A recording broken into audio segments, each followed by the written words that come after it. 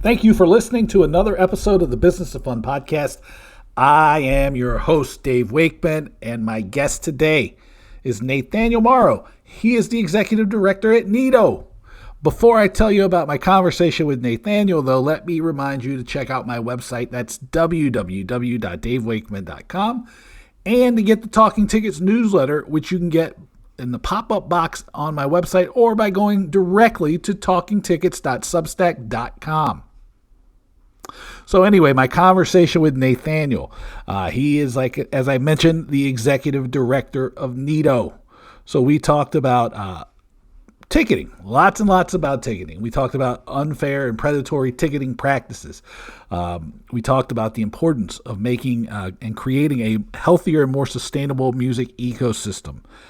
We talked about the growth of NITO as an organization. We talked about speculative tickets, resale. We talked about black sites, reforms, royalties, sustainable touring. We even worked in Lina, which, you know me, I'm talking about antitrust here and in the newsletter pretty regularly, so I was pretty excited about the Lina references. We talked about fees, customers and fans.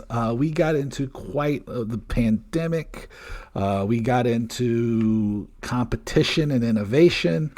All kinds of great stuff. I think you're going to dig this conversation with Nathaniel Marro on the Business of Fun. All right, I would like to welcome Nathaniel Marro to the Business of Fun. How's it going, man?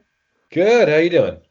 I am great. I am very thankful for you to do this. I told you before we started recording, I made more notes for this conversation than I have probably almost ever do. So I think this is going to be awesome. The first thing I want to start out with is because I know I read the Variety article that you did earlier in the year, and you talked about some interesting stuff. That starts the foundation, but I want everybody to understand what you do and what your role is with NITO. I'm a professional cat herder. I'm the executive director of the National Independent Talent Organization. So we are a trade organization composed of independent agency and management companies. This ranges from everyone that is a one-person operation to multi, national conglomerates that just like Rome Artists just turned into a multinational organization. And so from everyone from house concerts to stadium acts are under our purview.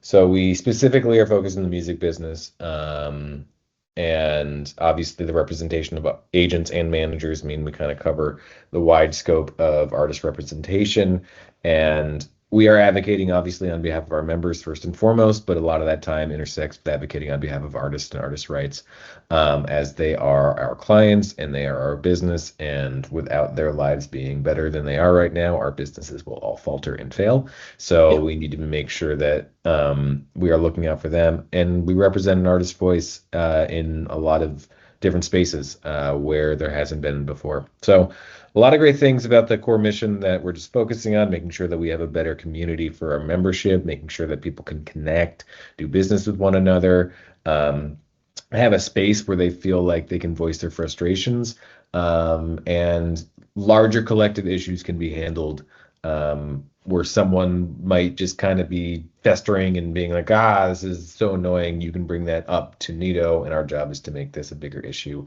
see who else has a problem, and bring it to a wider audience. Yeah, I like it because there's a lot of what you talk about with the independent organizations or smaller bands, smaller, just individuals. There's an easy for everybody to feel lost and like you're shouting into a void and there's nothing you can do.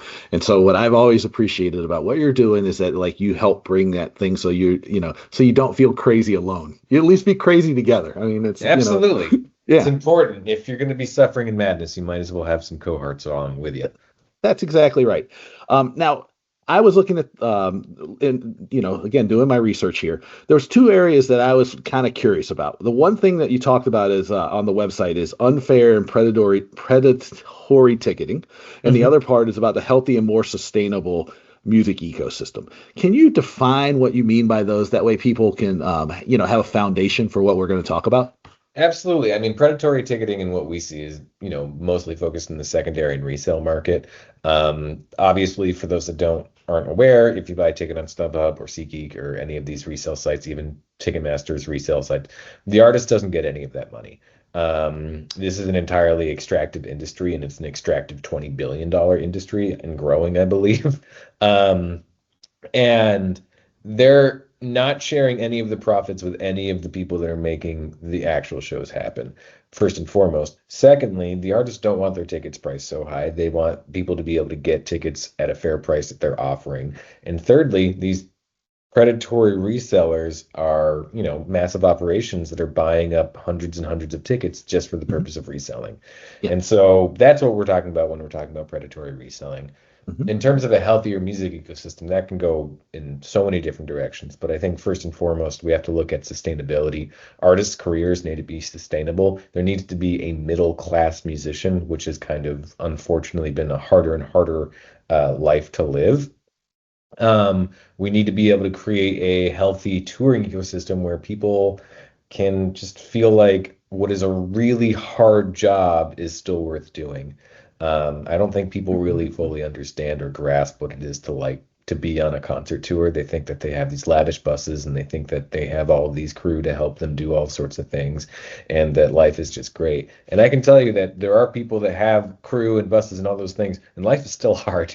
Yeah. And that's just the people that are doing great. Everyone below that is still loading and unloading their vans every night or their Mhm. sprinters with maybe one extra set of hands or two extra sets of hands. But it's still day in and day out a grind. You're talking about long drives. You're talking about, maybe the lead singer of a band and you're just looking up at them and just singing every word, not realizing that they've got a 4 hour drive to the next city that night that they have Yeah. to make. Mhm. And the music industry, I think, as a whole, has kind of hid more of this behind the curtain because it's not pretty. People don't want to have the sense that their, artists that they might idolize are struggling. But the reality is, it's a really, really tough gig, with a lot of highs and a lot of lows, and people don't really fully kind of grasp the bigger picture. So we want to create a more sustainable ecosystem for everyone because right now artists are suffering, and it's not an easy way to make a living, to say the least. So that's what we're pushing for. Yeah, it's the it is a business of fun, but the thing is like when you're working in it, it It's can not that be fun. yeah, it can be not that fun. I mean, like you said, there are incredible highs, but then the lows are almost even lower than the highs ever get sometimes. I mean, it can be really, really tough on people. Um, Absolutely. Now, one thing I was interested about is that goes touches on that's kind of the healthy ecosystem, but also the predatory ticketing, is the idea of I mean, there's a whole lot of stuff that you talk about making tickets fair. But one thing that I kind of latched onto was you were talking to Variety, and I'm going to put that link in the show notes here Great. about how tickets need to be fixed. Yep. And I agree. But the thing that you talked about that I thought was really interesting was like you talked about how the trust between the fan and the artist can be broken, and that is I hung on to that because that's my training and background is like brand management and marketing, and it's been in entertainment for most of my career. So I think about these touch points and this trust and like how easy it is to tear down your band or your brand. Um, I was really interested in, hearing you explain that in a little more depth because I think that this is something that people don't pay nearly enough attention to is that like there's this really like delicate relationship that has to be managed and controlled and nurtured. I think nurtures being the most important part of it. Absolutely. And I'm glad you latched onto that. I think there's a lot of different points to kind of enter here. First and foremost, at the end of the day, the artist is the thing people are coming to. There's maybe a couple venues like Red Rocks, the Gorge, that are selling tickets just because of how beautiful and wonderful and historic Hmm. these places are. But at the end of the day, the act is the one that's selling the tickets for 99.9% of shows. That's Hmm. the reason you're going to the show. Um, no matter how much education an artist can do, and you also have to think about the labor that is education of Mhm. saying, buy tickets on our website, buy tickets on the venue website, don't go to these different sites. People aren't going to follow that. It's too confusing. It's too messy landscape right now. And people most of the time are just going to Google tickets for this show and they're going to go to the first couple links. Unfortunately, right now, the first couple of links for basically everywhere are resale sites.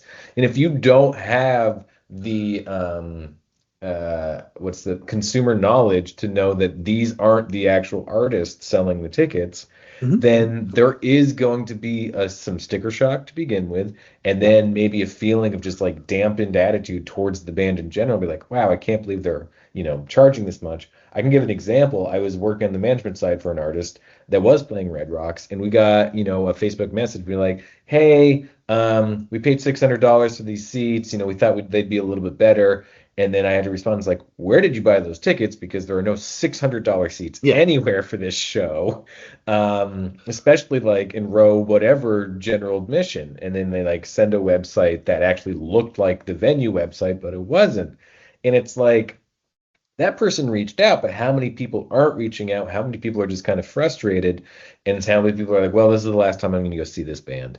This is too much. And then I think also the people that do know, or the people that do have consumer literacy, still are frustrated because you Hmm. have an idea that you get on there on sale, you're there at 9:55, logged in, ready to go, and then all of a sudden you're 29,000th in line for the show. Yeah. It's nothing but bots ahead of you, and then you still walk away. And it's like, how much time can you expect someone to dedicate to come buy a ticket? Um, at a certain point, no matter how much you love an artist or really want to go, you're going to find something else to do, if it Yeah. just becomes That's right. too difficult to do. And so I think that's part of this entire trust. And like, yes, we are building brands, but like, I work right across from a Target. I know that the doors are going to be open at Target from these hours, and if I need something, I'm going to go in. There is a level of just ease that should be with buying a concert ticket or supporting your favorite artist that just doesn't exist right now. And that's a real problem for the industry to face because people are going to walk away. There's too many Yeah. other options for entertainment, especially on your couch right now, Yes. to You're do speaking my nothing but, language. yeah, I mean, to do nothing but stay at home. And I think, you know, that's one side of it. And I think one of the big problems too is like you have basically the pandemic, which is, 2 years of kind of non-concert performances. Um, and in that time, you have almost a generational shift of who like your target audiences are becoming and who you're advertising. And the generation shift, and then you have a literacy issue. And so how can you tell, an 18-year-old that's now a 20-year-old or a 20-year-old that's now a Mhm. 22-year-old or any of these people, these kids that are kind of coming up and doing shows for the first time and really getting into that, this is the process that you should be working with. And say, oh, by the way, you should be going to shows, at least 2 to 3 times a month or more. Maybe once a week would be great. But by the way, it's an incredibly difficult process, and all the bands you really want to see are going to be $500 for concert tickets. Yeah. So Yeah. it's It's it's not nuts. good. It's not a good way to. No one would build a brand with this much overhead, and difficulties to access them. No, no. I think the thing that you and I seem to share is this. I don't know what the right word I would use to describe this is, but I guess it's like I would find I find it disgusting personally, but you may have a different word for it. But I'll let you, if you can use mine if you'd like. The attitude of it is what it is about like how this works, and because the interesting thing about when I was researching here was like, you know, sure you're taking you talk about predatory ticketing, but you're like going, it ain't like all the other ticket companies are necessarily like these saints rolling in either because the fees are ridiculous and like across the industry it's hard to know who has the fan as the at the heart of their thinking because it is sort of this attitude of it is what it is. Yeah, and I'm curious how things are going to change in the next 5 years. Um, I think we're kind of in a transition point because there are just what you're saying. It's like the absolute frustrations. And at what point are the artist is going to say, screw it, I'm not going to work in this traditional model anymore. I'm going to figure out a way to take ticketing in-house. I'm going to figure out how to bring down fees. I'm going to figure out how to do all these things to make sure that my clientels are taken care of. Because you're Hmm. right, there are just so many interests at play. It's the promoter, the venue, the ticketing company, all of which are partners on putting on the show, all of which have to make money off this one thing. And that's part of the bigger picture problem too, is, the industry is just focused so much on live now, Yeah. that you Hmm. have so many people trying to extract money from this one resource. Yeah. And that's not a very good model for a business either. Yeah. If everyone relies on one thing working, then it's eventually not going to. And Yeah. so I do think that, things are going to shift, things are going to change. There's going to have to be an element of change because if the artists can't control how the product gets to the people they need to get to, and they don't have access to, and they're not being provided the proper data to get that information to them, Hmm. all these certain things, then why are we working with these people? I think that a lot of people are looking at the grand picture and they're wondering ways how to kind of get into this market differently. And so we'll see how the things shift. That being said, there's a lot of amazing people in this business, obviously, that are doing incredible work to try to get the shows on. And it's just by the nature of producing shows is very difficult, and there's a lot of costs associated with it. And I think there's also arguments made that obviously people are getting paid more, and which is probably a good thing for a lot of folks. Hmm. The artist still doesn't seem to be getting enough money, but at the end of the day, labor standards going up and people making more money is just a positive thing overall. However, we do need to figure out a way that if an artist is like, I want my ticket to be $20 and it ends up being $30 because all these fees that are being tacked on, and then someone buys it on the secondary market for $45, and it's like, Hmm. what's going on here? Yeah. So yeah, again, this all goes back to sustainability too. Yeah. And the one thing that I paid attention to here, and it kind of encapsulates a lot of this stuff, is you were talking there. People are in. You were talking about the solutions to some of this, some of these things about how things are so expensive, or the predatory ticketing idea. And the one thing was market rate. And the thing I was interested in asking you about was, I know that that's not a solution that I would advocate for either, because I think, it's like there is a bucket that people put in their head. They're like, going, I'm going to go to this concert, and it's like between the ticket and like the drinks and all the associated things, it's about this much. Yeah. And this happens in sports, which I know you make a clear line between sports and concerts, which I think is absolutely correct. Um, there's this tendency to want to maximize every touch point, and I know that this is the truth. Um, and, and like, so some of the argument on this stuff is like, we'll just let the free market work. So I'm kind of curious about your take on the free market, and I'll tell you, I think that argument is completely horseshit. Yeah. I don't think the free market is working very well right now, because ticket sellers are down. So something's not going too well. I think also artists setting their own ticket price is the free market working. Um, I like if McDonald's wanted to have a dollar menu, that was the free market saying that McDonald's gets to have a dollar menu.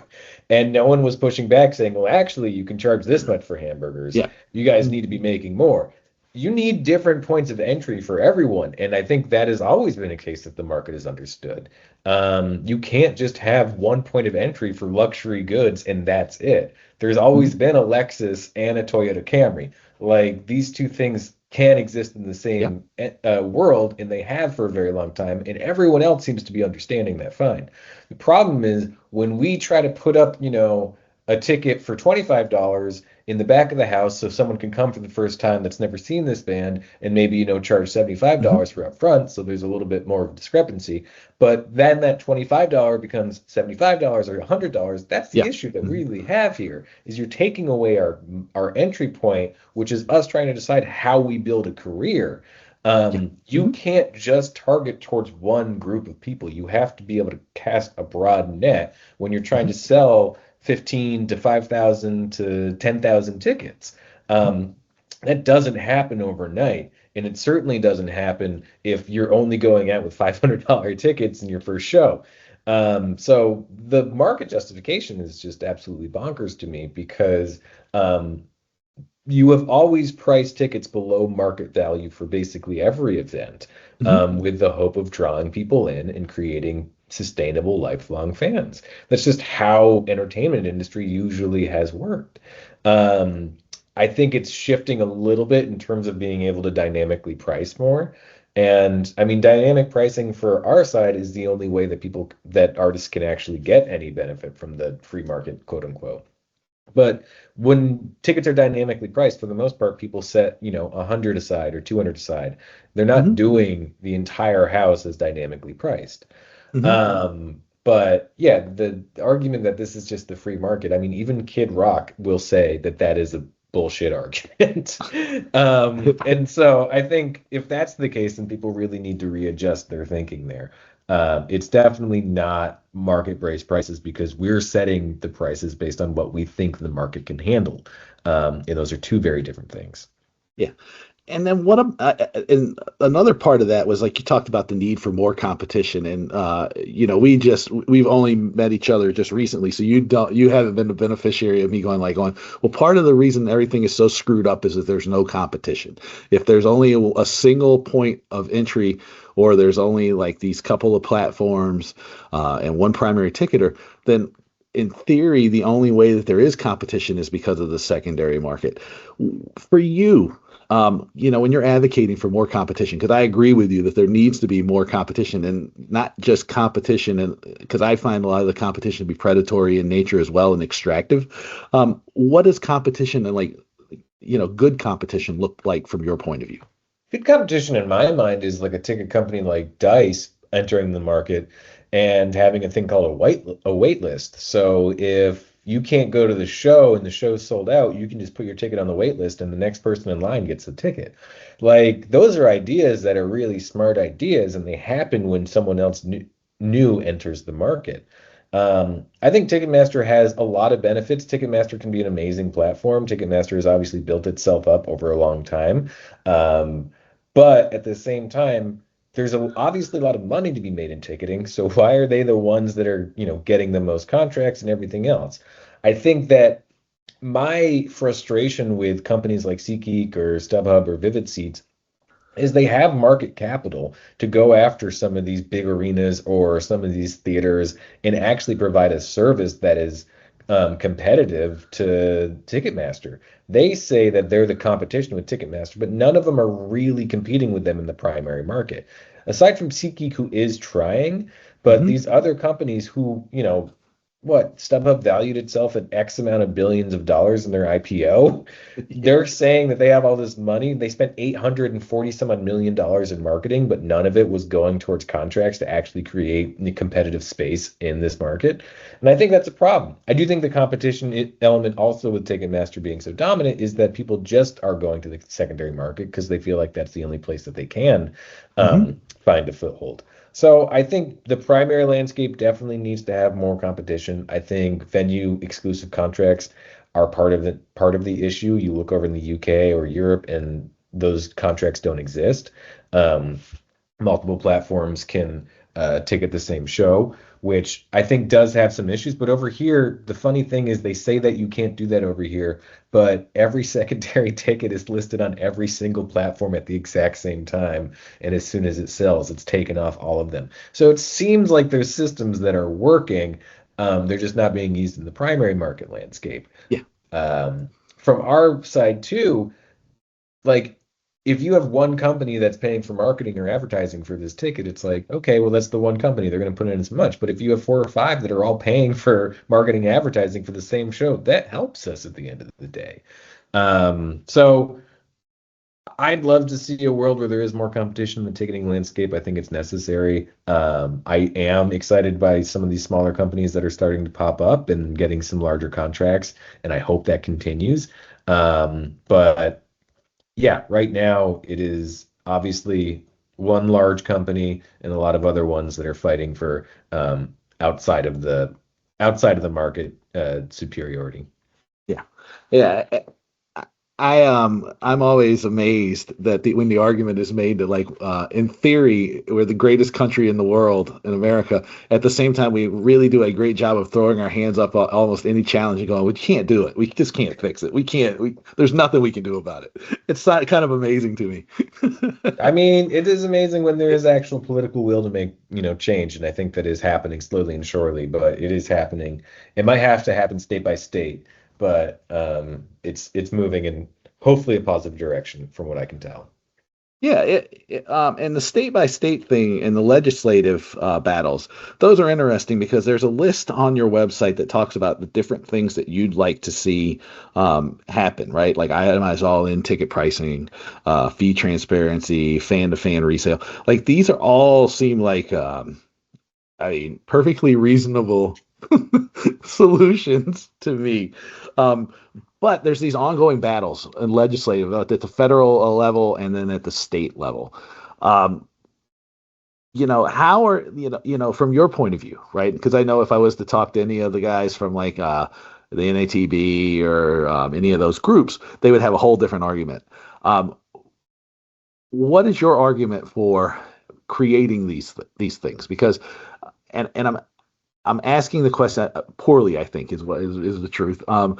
Because I know that their argument is going to be like they say they want these things, but then in practice they'll work to undermine them at the same time. Except for the fan to fan thing, because they'll definitely like, oh, that hurts the free market. I know that happens, but the rest of the things like transparency, the fees, all these like a lot of no spec, those will all be things that people will talk about wanting.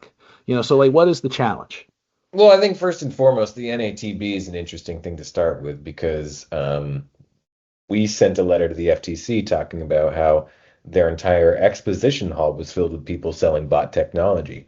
So, they talk about needing bot reform and all these things, where at the same time they're selling $1,000 booths for their conference every year.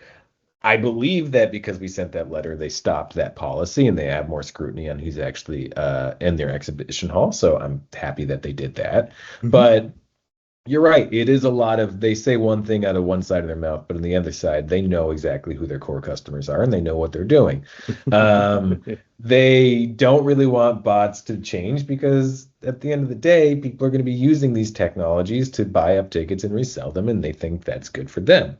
Um, but the but to kind of like scale back a bit, the big issue is just like ticketing is a kind of a complex and complicated thing to explain to people. There are some very basic under like things in my mind that should be easy to grasp, like spec ticketing. If you don't own the ticket, why are you selling it? Why do we allow if we don't allow these things in other markets like finances, then Mm-hmm. why are you doing this in ticketing? Um, that should be a pretty basic no-brainer. Unfortunately, when you're trying to get these things across the board, you need to really think about how much else is going on at the exact same time in terms of the legislative process. State legislatures are usually only meeting for 6 months out of the year, if Mm-hmm. that. A lot of state legislators don't have full-time jobs as a state legislator. Mm-hmm. These are part-time positions. Sometimes they have office budgets of like $5,000. And sometimes, like I think in New Hampshire, everyone makes like $1 or like $100 annually, and there's like Mm-hmm. 400 some people in the state legislature. So they're all different, and they all have their different challenges. And it's also just, you know, interesting to think that we have this conversation, very impassioned conversation about ticketing, why they need state reform on ticketing, and then they're going to go talk to someone else about, bail relief, and then they're going to talk to someone else about Yeah. farm subsidies, and they're going to do, and this is what their job is, but Yeah. it's just like you're talking to these people for a half hour of their day. And then if you're not constant and if you don't have people on your side, the general public saying the same thing and calling and doing all these things. So like organizing and lobbying is an extremely difficult thing, Mm-hmm. especially when, you're trying to explain a kind of complex process in a very simple thing. If people don't go to a concert, then they have absolutely no idea. If they don't buy concerts or they don't buy Yeah. sports tickets, then they have no real idea of why this is an issue without someone else explaining.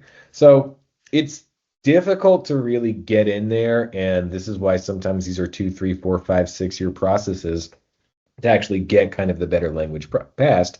It's the same thing on the other side. I mean, the poor language that was passed also took time to change the legislation around. But the problem when people were passing this less than ideal language, or garbage language, as I'll call it, is there wasn't as much of our side. Now we have a very strong coalition of people that are advocating on behalf of artists, on behalf of venues, on behalf of fans.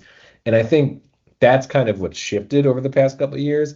I think looking at last year, there wasn't really any bad bills that got pushed, even though obviously folks on the other side were trying to get language passed that would Hmm. make their lives easier. But nothing really got passed, and we were able to push things aside. We were able to kill bills, and that kind of stuff is really important as passing um, Yeah. good bills.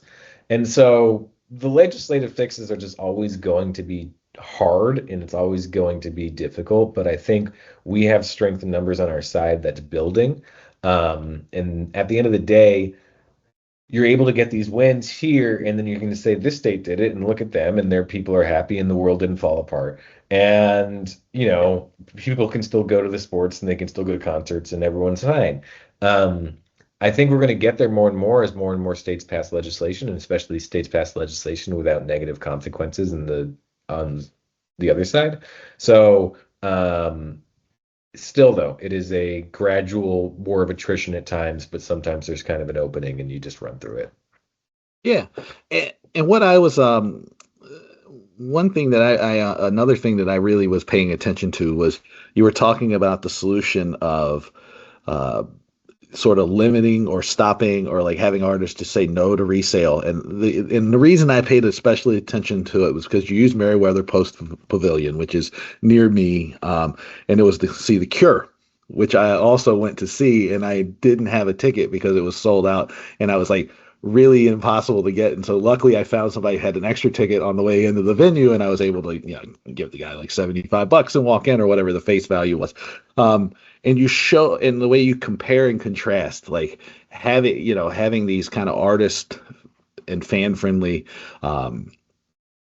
rules in place and the ability to enforce it versus the states that don't have any limits on resale. And I thought it was it was a really powerful case study, because I think you said there was 3 tickets that got That's what we resold for saw, the. at least from the Yeah. platform that we were seeing, and that was on Stub. It's like the platform we used to look at tickets has like 60% of StubHub sales, and so Hmm. they only had 3 tickets that we saw that were resold. Yeah, and then, but if you looked at Chicago or New York, there was like 400% of the face value, and I Hmm. think those are real. When you see those kind of examples, right? It's a hard case for the secondary market, in my mind, to make that this is like, oh, we have a legitimate business that we're running, because my background in the secondary market was like, I think you talked about concierge plans, which is a loophole, but like what it would have been like probably the predecessor of these concierge plans. And it's where you had a book of business where you were working with people, and like you served like the businesses like Wall Street, and you served the hotels in Times Square and around the city. Like, so like you said, consumers don't know how to get the tickets, or they don't know what a good ticket is, or they don't know when they're going to be there, which are probably all perfectly legitimate reasons to be able to charge like a fee on top of the face value, because you're providing a legitimate service. Whereas now it's like if you're charging 400% more for a ticket to see The Cure, all you're doing is like buying it. You're able to jump the line or jump the queue, or have an in to buy the ticket at on sale, and then just posting it, and then letting StubHub or Vivid or whomever um, do the SEO, Yeah. and then you're real. So you're in, by any reasonable metric, you're extractive. You're not like adding anything, And I really thought the Cure example was great because, number one, it pushes back against the idea that you can't do anything, because they definitely did it, right? Mhm. Because Robert Smith and the Cure, they said cut the fees on Ticketmaster, no resale. They did all these things that they tell us, that goes back to like where we started, which is it is what it is. Yeah. And they said, no, you can do everything you want. What has been the response to these studies? Because I think when you lay the numbers out like that, it becomes a much clearer story to tell people. I mean, the responses were getting mentioned in a lot of reports that are going to these legislators, so that's a good start. And I think it's pretty eye-opening when folks actually do see these numbers, because the interesting side about the secondary market and their lobbyists and the groups that advocate on their behalf is they say that they're consumer friendly and that they're protecting the consumer against, the harsh Ticketmaster reality. Your situation is frustrating. You couldn't buy a ticket, you wanted to go to the show, and that's frustrating. However, the person that was able to buy a ticket that paid face value, whatever it was, $70, is probably much happier than having to pay $700 at StubHub for that Yeah, same yeah, yeah. ticket that they wanted to go to. And I think that's kind of the argument that I don't fully get. It's like, how can you say that you're protecting consumers by creating these options when you as a business are only a business because you are making more money than you're selling. So let me rephrase that. Um, if you can't make the argument that you're saving people money if your entire business is to sell something for higher than the face value. Yeah. So you are by definition making a profit and selling more than the face value on average across the board. And they'll say that, oh, there are so many tickets being sold Yep. below face value. Yep. It's like that's impossible because you would not have a business otherwise.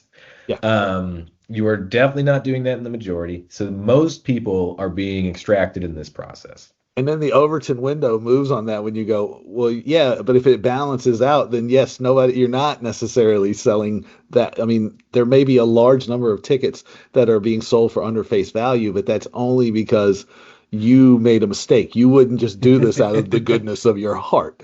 Well, the really funny thing is there's a group called the Sports Fan Coalition who's in a Yeah. lot of these meetings and a lot of things.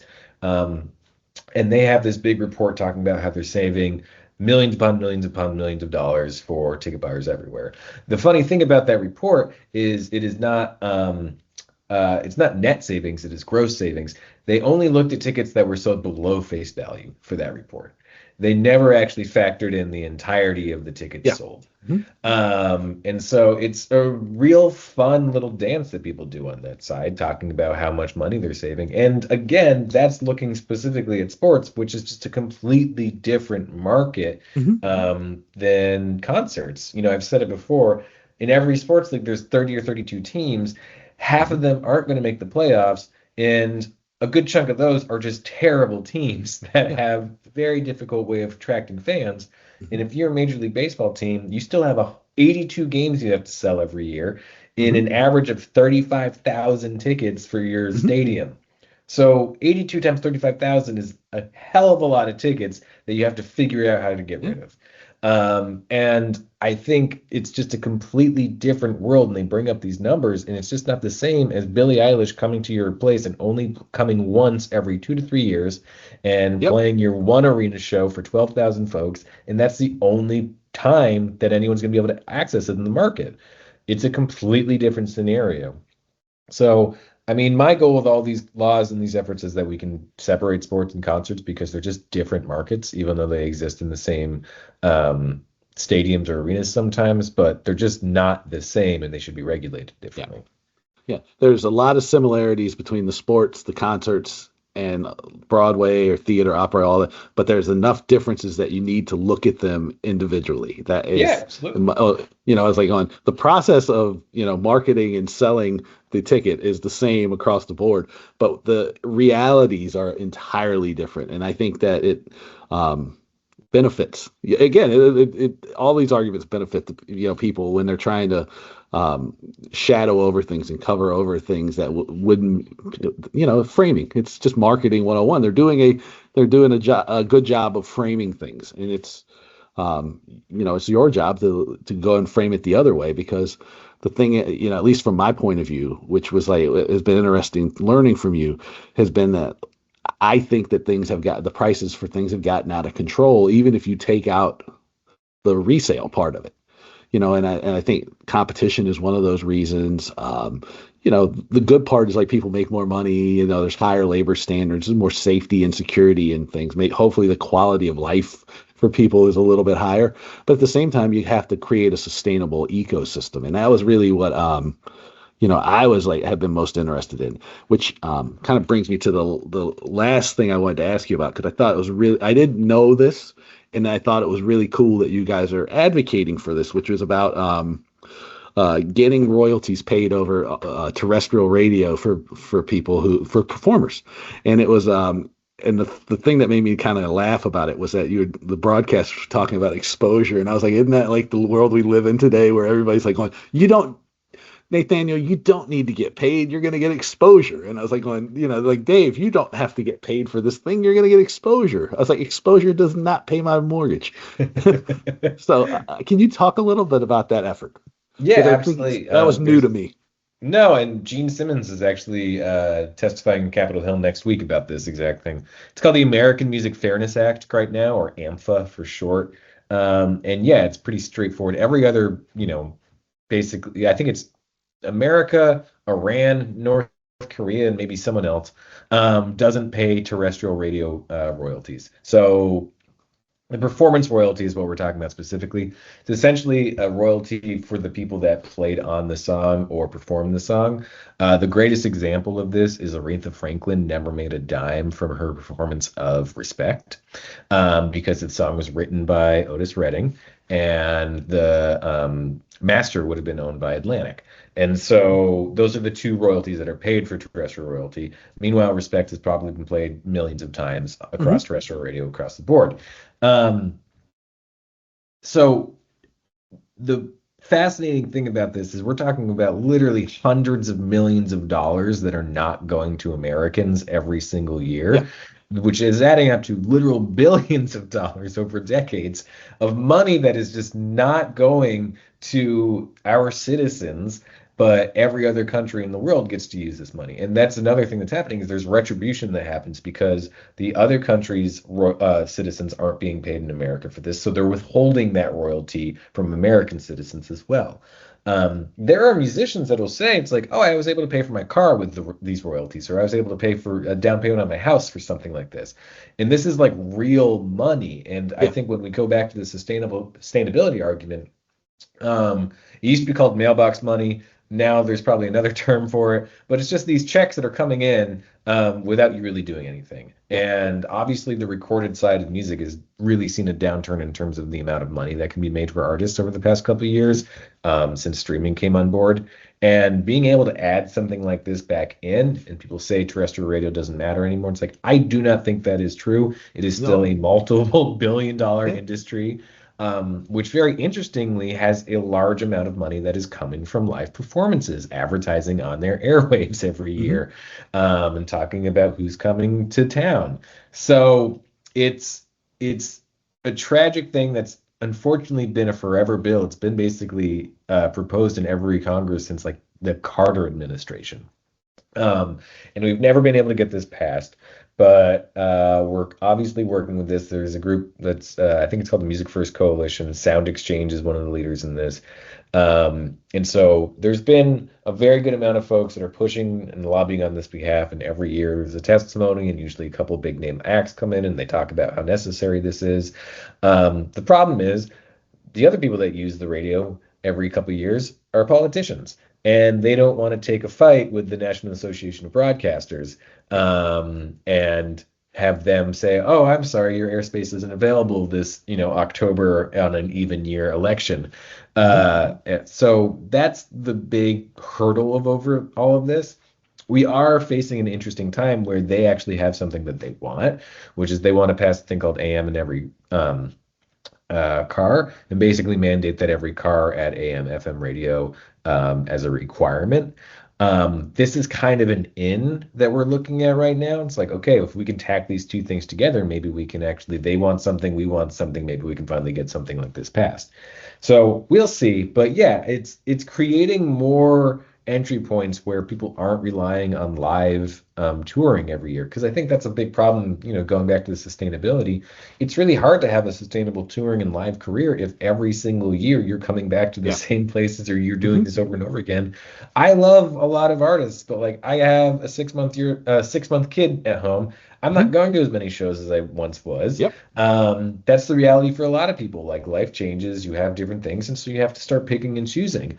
And as you said, the costs are going up across the board for everything. So people are being more specific with their dollars. So you can't have a system where everyone's just coming in, playing the same market, doing the same show every single year and expecting the same return. You need to build demand up again, which is why you have those larger arena acts and touring acts. They're not going out every year. They Right. go out every couple of years. They go out every 2, 3 years, Mhm. and that they're going out on these album cycles that actually brings people back out. So you need to create some system where people are getting money from the recorded material.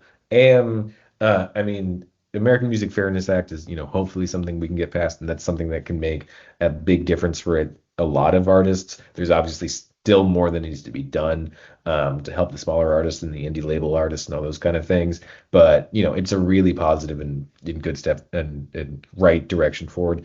Unfortunately, with a lot of this stuff, what makes sense to me doesn't seem to make sense to every elected official. But I'm You and hoping me that we both. can continue. You and me both. I'm hoping Common that we can sense. continue here. Yeah. I was, thank you for that because I was just amazed that like it was the exposure argument because Yeah. and it's really frustrating too when you look at these things or you like spend any time like paying attention to any of this stuff anywhere in the world, you're going, if I'm the one who's creating these things and I'm the one who's like people are paying to come see and I'm like the driving force of these things, then yeah, I shouldn't be scrambling for scraps and some of this stuff just continues to go on and on and on so I really appreciate what you guys are doing and I appreciate you spending the time with me. How can people find you? Where would you like to point them on the internet? We are nitolive.org. Our Instagram and Facebook and all that stuff is NITO or NITO Live. National Independent Talent Organization is the name of the group. And, if you are listening to this, you're an independent agent or management company, you want to be a member, please fill out the application form. We're always looking and accepting new folks. And yeah, I mean, again, it's like building a movement here. It's building a coalition. It's building a group of like-minded individuals to be on hopefully the good side of things, and also just help our membership, help people build their careers. I think one thing I just wanted to mention is the music industry is not an easy place to work, and I think it's we need to figure out a way to make this sustainable for not only the musicians but also people in this industry because there's a lot of great people and a lot of great minds, and it'd be terrible to lose them because it's just getting too hard to work in this business. And hope that we can keep advocating and pushing on behalf of everyone to make this a better place for everyone to work. I second that. It got to make it so people can keep doing the job Yes, because it's a great job, but it ain't easy. it ain't easy. Really appreciate it. Thanks, Dave. Yeah, thank you. Let me know what you thought about my conversation with Nathaniel by sending me an email to my name, daviddavewakeman.com. As I mentioned at the start of the episode, check out my website. It's davewakeman.com. And get the Talking Tickets newsletter at talkingtickets.substack.com. Make sure you do me a favor. Rate, review, like the podcast. It helps me continue to get great guests like Nathaniel, Katie Rains, Scott Friedman, a lot of people from all over the world. It helps people discover the podcast and a little positive reinforcement. It's good for the ego. And as I always mention at the end of these things, I can't do it without you. So thank you so much for listening. And I will talk to you soon. Take it easy.